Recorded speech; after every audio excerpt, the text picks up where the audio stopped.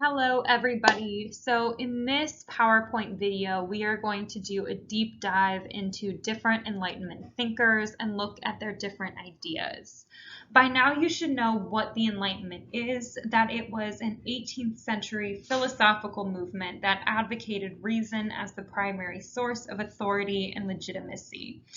It emphasized the power of the individuals to solve problems, so we are going to look at some of those individuals. As you watch the video, here are a few questions to consider, and here are some things that I'd like you to take away by the end of the video. The first is, what are examples of Enlightenment ideals? How are Enlightenment ideals similar? How do they differ? What were the goals of Enlightenment thinkers? What is the legacy of the Enlightenment, and how did it change the modern world? These are a few key terms that you should be aware of as you go through this video. The first are the basic principles of the Enlightenment: reason, which is truth through logical reasoning; nature, the idea that nature is good, that there are natural laws of politics and economics; happiness, that if we live by nature's laws, we will find happiness on earth; progress, that we believe society and humankind could be perfected, that there was room to improve; and liberty, that belief that society should be set free. The other key term you should know is what an enlightened despot is. That would be an enlightened absolute ruler. So the first Enlightenment thinker that we will look at is Thomas Hobbes. He was an English philosopher who had experienced the English Civil War. Now, what the English Civil War was a civil war in England, Scotland, and Ireland, who were all governed by the same king, Charles I. What really kicked off the English Civil War was when Parliament tries to limit Charles I's power, so he decides to dissolve Parliament. This leads to royalists who wanted the king to have absolute power, and parliamentarians who wanted to put limits on the king's power, if not abolish the monarchy altogether, getting into a war. The parliamentarians ended up winning, which led the United Kingdom to becoming a constitutional monarchy. Basically, a monarchy where the king cannot pass legislation or raise taxes without the consent of Parliament. So as a result of the English Civil War, Thomas Hobbes writes his book Leviathan, in which he lays out his doctrine of the foundation of states and legitimate governments. In it, he believes that humans are selfish and wicked and need a strong ruler, and that without government, life would be solitary, poor, nasty, brutish, and short. Hobbes believed that humans are naturally and inherently selfish and aggressive, that the natural condition of mankind is what would exist if there were no government, no civilization, no laws, and no common power to restrain human nature, which is a war of all against all. He believed that mankind, if left on its own, would be ruled by chaos and conflict, and that to rectify this natural condition, citizens need the law and a strong monarch to prevent chaos. He also advocated for a social contract, which is an agreement between people and the government. Essentially, you give up some of your rights to gain protection from a strong ruler. Our next Enlightenment thinker is John Locke. Like Thomas Hobbes, he was an English philosopher who also experienced the English Civil War, except he came to the opposite conclusion of Thomas Hobbes. In his book, Two Treatises on Government, Locke writes that all people are born free and equal. He writes that humans can learn and improve, and he believes that as reasonable beings, people can govern their own affairs and look after the welfare of society. Locke is considered the father of liberalism. He really believed in the state of being free within society, away from oppressive restrictions imposed by authority. And this idea inspires revolutions in Europe and the Americas, things like the American Revolution and the French Revolution. Locke's main ideas include the belief that humans have the natural ability to govern their own affairs and look after the welfare of society. He believed that human beings were born with three natural rights: the right to life, the right to liberty, and the right to property. And he believed that government is supposed to protect these rights. If the government fails to protect these three rights, the people have the right to overthrow the government and replace it with one that will. He believed that power of the government comes from the consent of the people. And this is the foundation of modern democracy, that people elect rulers who are supposed to represent their interests and supposed to protect their rights. Now we're going to look at some French Enlightenment thinkers, beginning with Voltaire. Voltaire was a philosophe. A philosophe is a social critic of the French government who applied reason to all aspects of life. He is most famously known for his book Candide, which was a piece of satire used to target the clergy, aristocracy, and the French government. In it, he really advocates for enlightened despotism.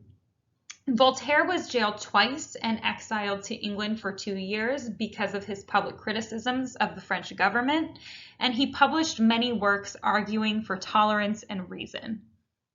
During his life, Voltaire fought for tolerance, reason, the freedom of religious belief, and the freedom of speech. And he believed that humanity's worst enemies were intolerance, prejudice, and superstition.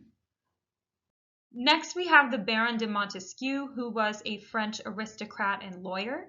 He wrote On the Spirit of Laws, where he was really inspired by the United Kingdom's constitutional monarchy. He believed that Britain was the best and most balanced government because it had 3 distinct branches of government. The first branch was the executive branch, or the executive power of monarchs and ministers who carried out the laws. The second was the legislative branch, or legislative power of Parliament who made the laws. And then the third was the judicial branch, which is the judicial power of English courts who interpreted the laws. This has a huge effect on the United States Constitution and our balance of powers in the US. Montesquieu was very much opposed to absolutism, and he challenged absolute monarchies. This is why he favored the separation of powers. The distinct branches of government, things like the executive branch, the legislative branch, and the judicial branch, would keep one single body from running the government. He believed that these distinct branches would provide checks and balances, that judges in the judicial branch could check the power of the president in the executive branch, or the president in the executive branch could check the power of lawmakers in the legislative branch to ensure that no one single branch of government is becoming too corrupt. He famously stated, "Power should check power." Our next Enlightenment thinker is Jean-Jacques Rousseau, who is a French philosopher, most famous for his book, The Social Contract. Now, Jean-Jacques Rousseau most famously differs from Thomas Hobbes, who believed that humans were naturally corrupt and they needed a strong ruler to guide them. Jean-Jacques Rousseau believed that individuals should have certain rights and that agreement among free individuals was necessary to create a society and a government. His beliefs totally inspired the French Revolution. Rousseau believed that individuals should have certain inalienable rights and that people should be allowed to experience and explore life. He believed that if people gave up a little bit of freedom for the common good, they could create a good society. He also believed that humans are basically good by nature, but they're corrupted by society. Rousseau was against the absolute power of the church and government, and he believed that the government should do what the majority of the people wanted. He believed that the only good type of government is one that is freely formed by the people and guided by the general will, which is why he was an advocate for direct democracy. Cesare Beccaria was an Italian Enlightenment thinker who studied the writers of the 18th century French Enlightenment, especially the words of Baron de Montesquieu.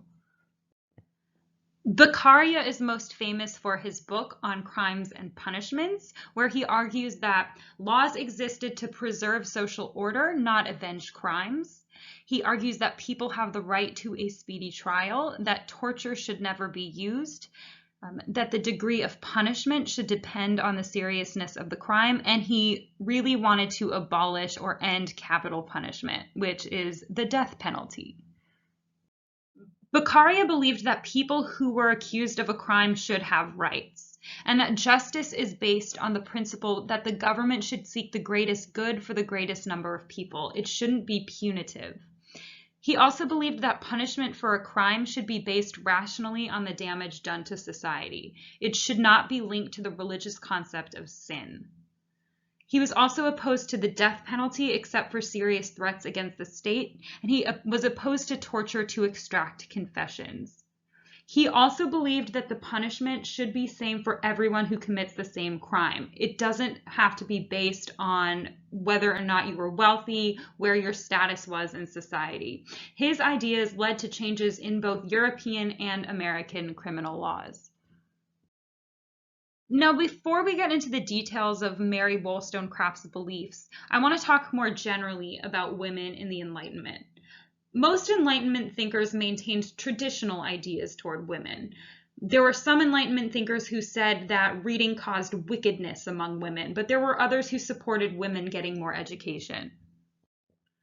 Now, despite these more traditional ideas toward women, especially wealthy women, helped spread Enlightenment ideals. They hosted salons, which were social gatherings held in large manors, usually hosted by wealthy French women. And those salons were what helped spread Enlightenment ideas to more people. So now let's get started on Mary Wollstonecraft. She was not the first woman to recognize the inequalities between men and women during her lifetime, but she became the most popular. She wrote A Vindication of the Rights of Women, where she disagrees with Rousseau that women's education should be second to men's. She emphasized that education for men and women should be based on reason, and that people should be judged based on individual merit and moral virtue, not based on their gender. Wollstonecraft believed that women needed an education to become virtuous and useful citizens. She strongly urged that women be given equal opportunity when trying to get a job and encouraged women to enter male-dominated fields like medicine and politics. She also fully believed that women have the right to participate in politics, not just work in government, but have the right to vote, have the right to engage in direct democracy. Finally, Wollstonecraft also wanted men to treat their wives as equals, not as property. Next up, we have Olympe de Gouges, who was a French playwright and political activist. She is most famous for her writing The Declaration of the Rights of Women and the Female Citizen, but she has also famously written texts about abolitionism. She was actually executed by guillotine during the Reign of Terror in the French Revolution for criticizing the regime of the revolutionary government. De Gouges argues that French women should be given the same rights as French men during the early years of the French Revolution, and she argues that gender equality should be present in marriage. So now we're going to look at how Enlightenment ideas spread from Europe to the Americas, and we're going to start off this by looking at Miguel Hidalgo y Costilla. So Miguel Hidalgo y Costilla is more famously known as Father Hidalgo, and he's considered Mexico's founding father. He was ordained as a priest in 1778 and used his position to work on improving the economic conditions of his parishioners. Now, after France invaded Spain and Napoleon replaced the Spanish king with his brother, Father Hidalgo formed ideas about freeing Mexico from the harsh rule of foreigners. And early in the morning on September 16, 1810, he delivered the speech Grito de Dolores, in which he urged people to fight for Mexican independence. Later that day, he carried a banner with the picture of Our Lady of Guadalupe and announced his crusade. Thousands of Mexicans joined him as he marched throughout the streets. Father Hidalgo questioned the idea of absolute power, and he was incredibly sympathetic to the problems Amerindians and mestizos faced in Mexico. Amerindians and mestizos were often landless peasants who suffered in the encomienda and hacienda systems that were set up by Spanish conquerors or Spanish colonists. Father Hidalgo most famously led thousands of Mexicans in the fight for Mexican independence from Spanish rule. Another example of how these Enlightenment ideas spread to the Americas is with Simón Bolívar, who was a Venezuelan soldier and statesman. Bolívar was born in Caracas, Venezuela, but he was a criollo, which is a person of Spanish descent born in the colonies. His family had a large fortune and owned estates, mines, and city property. Because of this, he was able to get an education, and he was educated by tutors who emphasized the importance of reason, science, and respecting humanity. Simón Bolívar most famously led revolutions against the Spanish rule in Latin America. Bolivar believed in a strong central government. He studied in Europe and admired the parliamentary system of Britain. He felt that political power should be divided among different branches of government. He also believed that people needed to be properly educated in how the political process worked before they could be allowed to vote. Finally, he encouraged all countries in Spanish America to join together as one nation to guarantee prosperity and security. Now I want to take a look at how these Enlightenment ideas were able to spread first throughout Europe and then throughout the rest of the world. One of the reasons that Enlightenment ideas were able to spread was thanks to Denis Diderot. He was an Enlightenment thinker, but also the inventor of the encyclopedia. Diderot wanted to incorporate all the world's knowledge into the encyclopedia. He hoped that the text could inform the general public as well as future generations. Now, this kind of push for secular knowledge obviously angered the Catholic Church and the monarchy, and they really pushed to have this book banned. Enlightenment ideas were also published in newspapers, pamphlets, and in political songs, which attracted the attention of the literate middle class. Now, Enlightenment ideas weren't only being spread by Enlightenment thinkers, they were also being spread by enlightened despots or enlightened absolute rulers. Absolute monarchs who wanted to sort of reform their government so that it was a less strict absolute monarchy. The first enlightened despot was Frederick the Great, who was the King of Prussia. He's known as the first servant of the state, and his reforms included religious freedom, reduced censorship, increased education, but he did keep feudalism and the feudal system. Then we have Joseph II. He was the King of Austria, and his reforms included freedom of the press, freedom of religion. He abolishes feudalism and ordered serfs to be paid. Finally, we have Catherine the Great, who was the Tsarina of Russia. Her reforms included religious tolerance and the abolition of torture and capital punishment. So you can see how these Enlightenment ideas begin to manifest in absolute governments. It's important to understand Enlightenment ideas and the legacy of the Enlightenment because they still exist in governments worldwide today. So now I want to take a look at the Enlightenment's legacy. The first is the belief in progress, that human capacity can improve society, that we can look at what we can accomplish and use that to make life better. The second part of the Enlightenment's legacy is the idea that there should be a more secular outlook of the world, that new knowledge of the world leads people to question religious ideas, that the beliefs and practices of the church weren't actually the best thing for the most amount of people. Finally, the Enlightenment emphasizes the importance of the individual. People begin to place more emphasis on individual rights and abilities and individual freedom and liberty. The Enlightenment changes European views of government and society. It challenges these long-held beliefs like the divine right of monarchs, the union of church and state, and the inequality of social classes. Now, while the Enlightenment is not itself an active revolution, it inspires revolutionary movements in the 1700s and 1800s worldwide.